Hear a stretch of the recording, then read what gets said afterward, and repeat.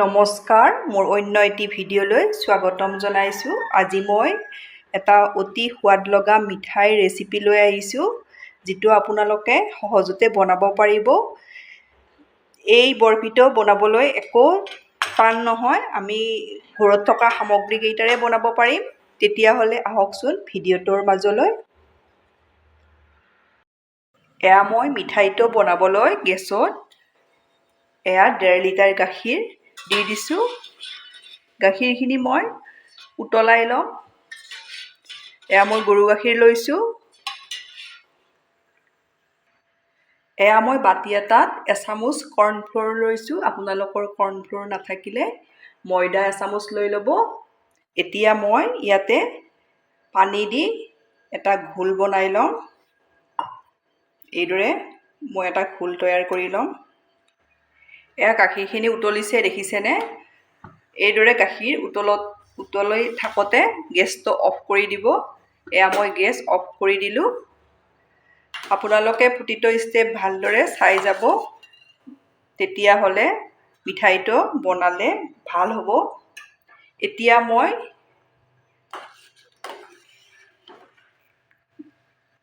বনাই থৈ দিয়া ঘোলটো ইয়াতে অলপ অলপকৈ দি এইদৰে লৰাই যাম। অলপ অলপকৈ দিব।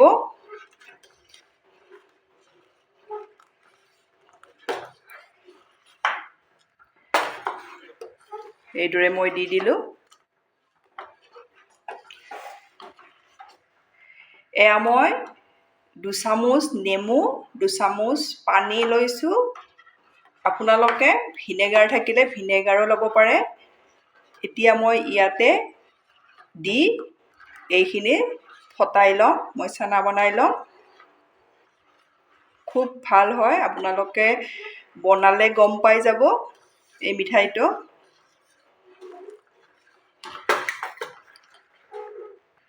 এইখিনি মই ফটাই ল'লোঁ, এয়া দেখিছেনে?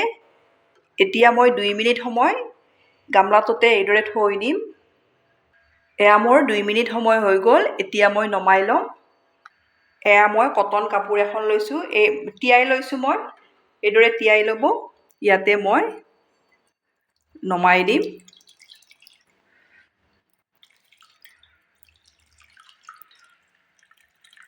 এয়া মই নমাই ল'লোঁ। এতিয়া মই ইয়াতে ঠাণ্ডা পানীৰে ধুই ল'ম।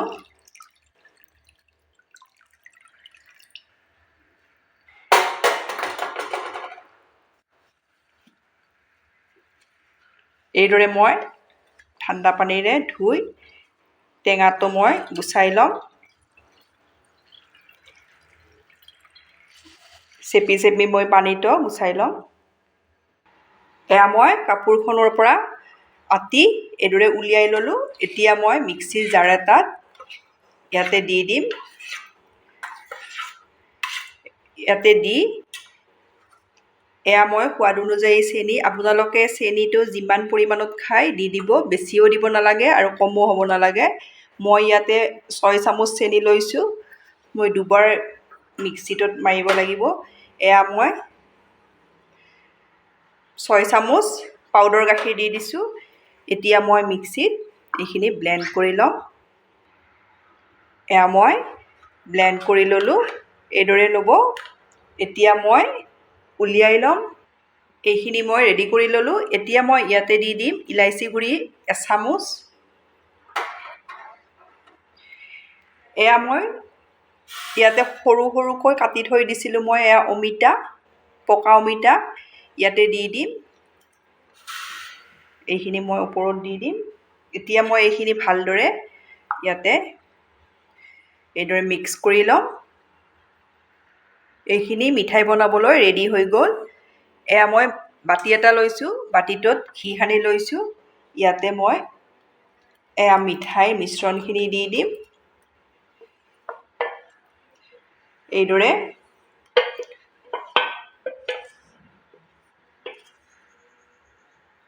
খুব ভাল হয়, আপোনালোকে ট্ৰাই কৰিব। ইয়াৰে ওপৰত মই এইদৰে অমিতা কেইপিচ দি যাম।